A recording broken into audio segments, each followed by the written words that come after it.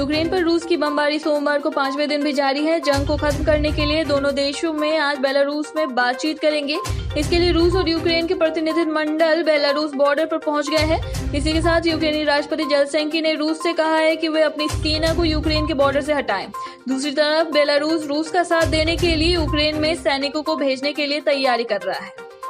Ukraine में फंसे 249 छात्रों और अन्य भारतीय नागरिकों को लेकर एयर इंडिया की 5वीं फ्लाइट आज सुबह दिल्ली पहुंची।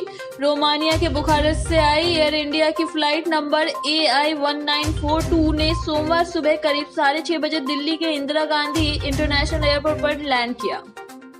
मणिपुर विधानसभा चुनाव के पहले चरण में 38 सीटों पर वोटिंग जारी है। दोपहर 1 बजे तक 48.88% मतदान हुआ। इस बीच 8 मणिपुर राइफल्स के एक हवलदार की सुबह फेरजौल जिले में चुनाव ड्यूटी के दौरान मौत हो गई। हालांकि घटना कैसे हुई यह साफ नहीं हो सका है। पुलिस ने मामला दर्ज कर शव को इम्फाल भेज दिया है।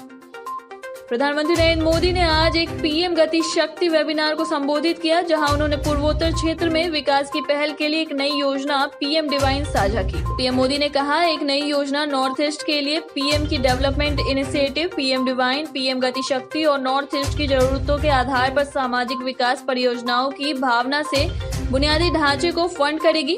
पीएम गति शक्ति राष्ट्रीय मास्टर प्लान का दायरा अनुपालन बोझ को और कम करेगा।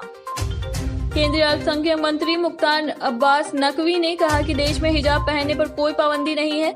नकवी आज केंद्रीय सांस्कृतिक और पर्यटन मंत्री जी किशन रेड्डी के साथ तेलंगाना में एनटीआर स्टेडियम में आयोजित 37वें हुनर हाट का उद्घाटन करने पहुंचे। इस दौरान उन्होंने पत्रकारों से बातचीत में कहा कि यह मामला पहले से ही अदालत में विचाराधीन है। देश में लोग कुछ भी पहनने के लिए स्वतंत्र हैं। भारत के पूर्व टेस्ट क्रिकेटर विनोद कांबली को मुंबई की बांद्रा पुलिस ने गिरफ्तार कर लिया है। मास्टर ब्लास्टर सचिन तेंदुलकर के बाल सखा के तौर पर मशहूर कांबली के ऊपर बांद्रा में अपनी रेजिडेंशियल सोसाइटी के गेट में अपनी कार से टक्कर मारने का आरोप है। पुलिस अधिकारियों के मुताबिक कांबली को बाद में जमानत पर रिहा कर दिया गया है। भारत में कोरोना वायरस महामारी के मामले में लगातार गिरावट दर्ज की जा रही है। नए केस 8,000 के आसपास आ रहे हैं। देश में बीते 24 घंटों में 7,772 लोगों की कोरोना वायरस रिपोर्ट पॉजिटिव आई है। वहीं 16,189 मरीज रिकवर हुए हैं। इस दौरान 118 लोगों की मौत हुई है। दुनिया भर में कोरोना वायरस के मामले बढ़कर 43 करोड़ 59 लाख हो गए हैं। इस महामारी से अब तक कुल 59 लाख से ज्यादा लोगों की मौत हो चुकी है, जबकि 10.70 अरब से ज्यादा लोगों का वैक्सीनेशन हुआ है। ये आंकड़े जॉन्स हॉपकिंस यूनिवर्सिटी ने साझा किए हैं। रिपब्लिकन पार्टी की कंजर्वेटिव पॉलिटिकल एक्शन कॉन्फ्रेंस के बाद पूर्व राष्ट्रपति डोनाल्ड ट्रंप और उनकी बेटी इवांका का कटआउट ले जाता पार्टी का एक नेता। कॉन्फ्रेंस में ट्रंप ने पार्टी नेताओं को 2024 के राष्ट्रपति चुनाव के लिए अभी से तैयार करने की अपील की। मौसम विभाग के अनुसार सोमवार को दिल्ली में दिन में आंशिक रूप से बादल छाए रहने की संभावना है।